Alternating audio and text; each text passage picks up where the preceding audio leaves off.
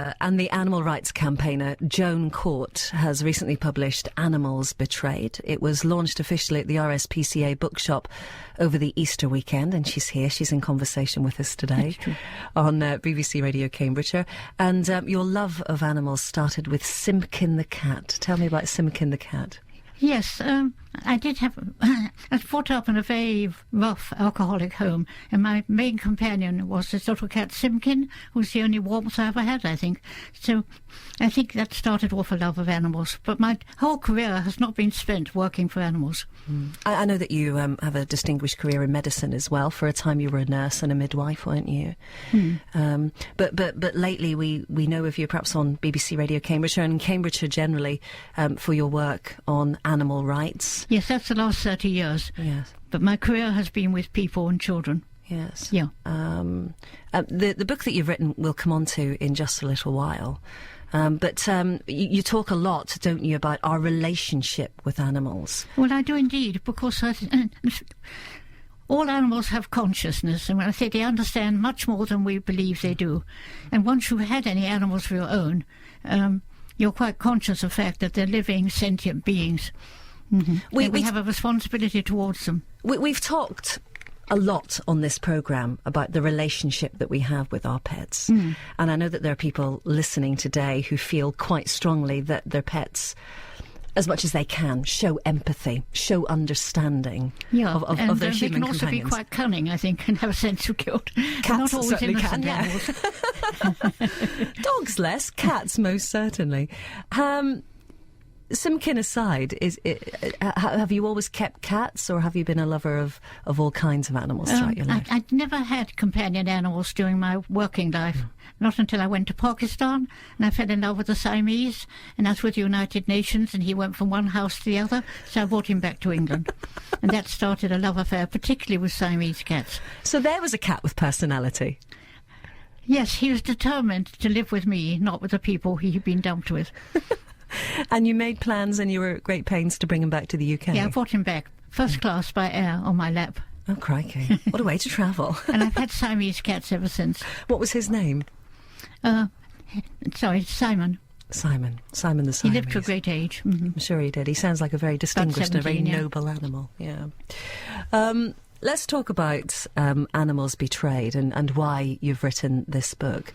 I said to Andy, who was on air just before, that most of us have a very, very hopefully kind relationship with the animals that we keep, with wild animals too. Some of us less so. How do you think we are at the moment? We're in funny times financially. Funny times as a society, some people might argue. How do you see our relationship with domestic and wild animals now? Yes, I think there's a much greater understanding about animals than there was, but I don't think people have much idea of the extent of cruelty and trauma and suffering that most animals go through, particularly in factory farming and vivisection, but particularly in factory farming, which is disgusting and traumatic. And the slaughterhouses. But I don't think people realise the industrial scale on which animals are abused. We've had something of a view into that world lately with the whole horse meat scandal, haven't we? Sorry? We've had something of a view into that world with the whole horse meat scandal lately. Yes, we have with the horse, yes. I can understand the special relationship with horses, because horses, on the whole, during their lifetime, are loved and have a special relationship with us. But thousands and thousands of horses are mistreated and killed all over Europe, particularly in the live transport, going right across Europe from Poland to Italy to make salami. And at the end of their life, although they may have been treasured, if they're, particularly if they were pets, their end is as bad as it is for any other animal in the slaughterhouses.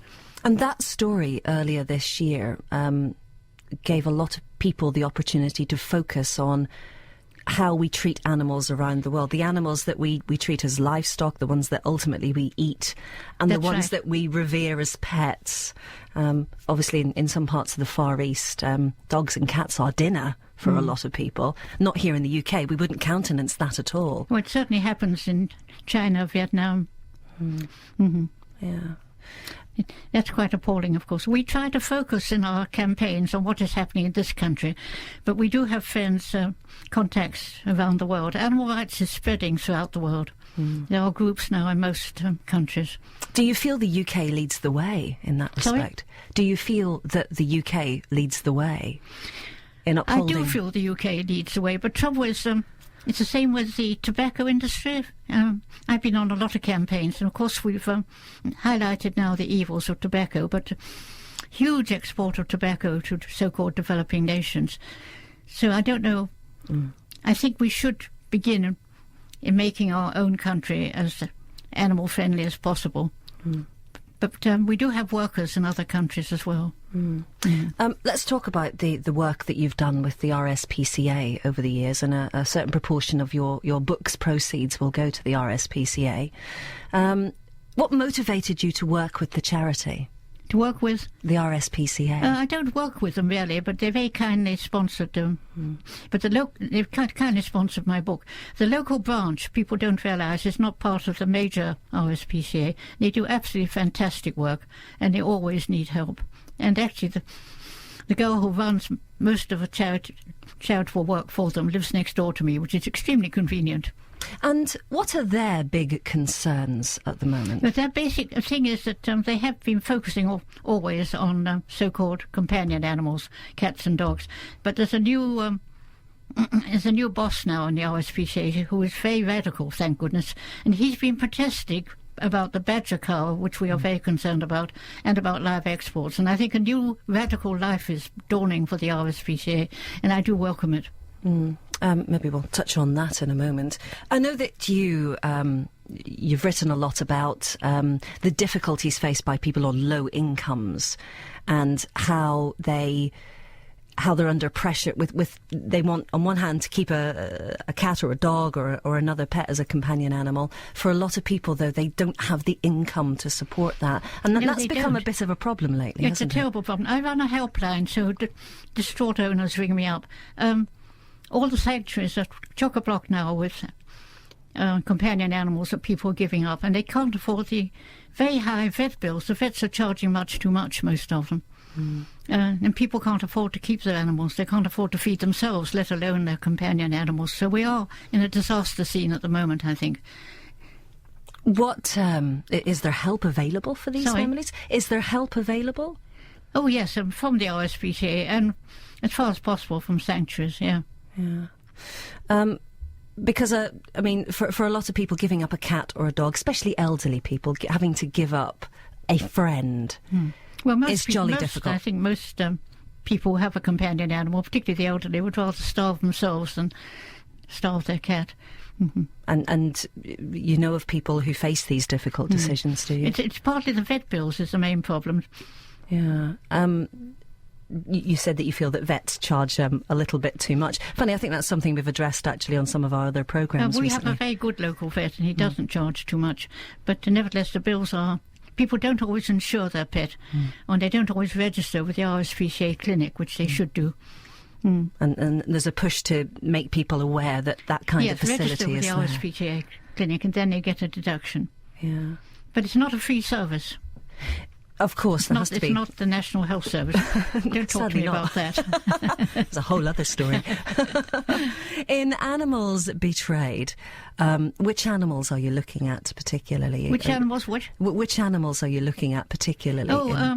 In the book, are you talking about domestic pets or wild animals? What, in the interviews? In the book itself, you talk about badgers, you talk about horses. In the book itself was to help people to understand. To undo the stereotype of animal rights campaigners who tend to think of us all wearing balaclavas and hitting people and raiding labs. I wish we were, mind you. Raiding labs, I mean. So the object of the book was to try and help people to understand who are we in the animal rights movement. So I interviewed a cross-section of people of different ages from different backgrounds, 21 of them, to try and get some idea of what makes them tick, and what is their orientation, and because it's not a popular cause. I mean, the thing about animal rights is there have been many campaigns in the past, slavery, women's suffrage, and what have you, apartheid, but these were all designed to help the human race. With the animal rights movement, we don't get any satisfaction. We don't benefit from helping animals particularly. Well, not directly anyway. I suppose it's hard for the general public unless they feel they have a particular connection with animals or people say a background with pets, that if they don't feel that connection, then perhaps it's not a cause they're motivated to support. No, people say they love animals, but quite a lot of people still eat them. And in this kind of age that we're in, where again we're talking about pressure on budgets and pressures on money and pressures on charitable giving, people often will say, I don't feel that I can support an animal charity, as opposed to, say, a children's charity. There's a lot of things the general public can do without giving money. And in that respect, you're talking about volunteering, you're talking about direct action. And writing letters to the press, writing to their MPs, writing to the Prime Minister. And, of course, the United Nations have recommended that everybody turns vegan because there's not enough food in the world to feed the population. So people are considering going vegetarian or vegan. And again, that's been wrapped up in the whole examination of the background of the recent meat scandal, hasn't it? That's right. About why we eat meat, why we eat certain kinds of meat, how we farm our meat. Yeah. Do you want to talk about how we farm animals? Perhaps not in this conversation today, but I'm just looking at pictures for on one of the news channels this afternoon, and Andy was talking about this earlier, about what's been found in tinned corned beef, for example. I know. And this alarm that's been raised over certain veterinary medicines. Quite funny, really. Not really. Do your fellow vegetarians and vegans, would they... I wouldn't imagine most people would point the finger at meat eaters and say, ha ha, you had it coming, would you? No, and we don't do that. But I wish people weren't taking to eating exotic meats. I think people think it's macho, and our local pubs are selling alligators and God knows what. And I think people think it's macho to eat wild animals. Yeah, that's what can we do about it? Maybe not an argument and discussion we'll get into here. As much as you can, are you going to continue to help support the RSPCA in future years? I'd always support the RSPCA. I don't do anything particularly active. I go to their meetings and so on. I certainly support the local branch and also the central RSPCA. Now we've got a radical director there. It's quite a change. I think there's a big row, because the RSPCA paid for a fine for... do you remember? Vaguely. Oh, well. Vaguely.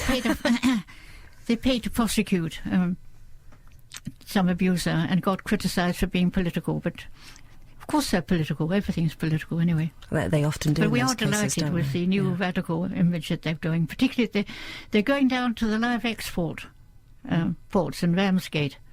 I mean, that is the most terrifying and wretched business. I mean, I have campaigned in Shoreham and Dover. What's the other one called? Are we not getting a little bit better in our transportation of animals? Better. Not much. Because there are regulations, they're mostly disregarded. And tiny animals go hideous distances across Europe. Without water, without food, separated from their loved ones and their friends.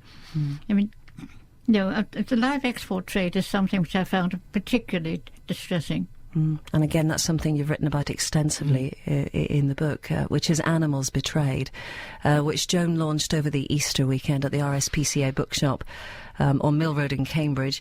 If you want further reading and guidance on subjects to do with pet care through to animal welfare, you can go to rspca-cambridge.org.uk on the web. Joan's book is called Animals Betrayed, and it's out at the moment. And Joan is donating a significant proportion of those proceeds to the RSPCA Cambridge Spring Appeal. It's that appeal, again, more on helping low-income families look after their animals. Oh, definitely, yes. But I think the public does rather regard the RSPCA as if it was a National Health Service, and they still have to pay some money if they get their animals treated.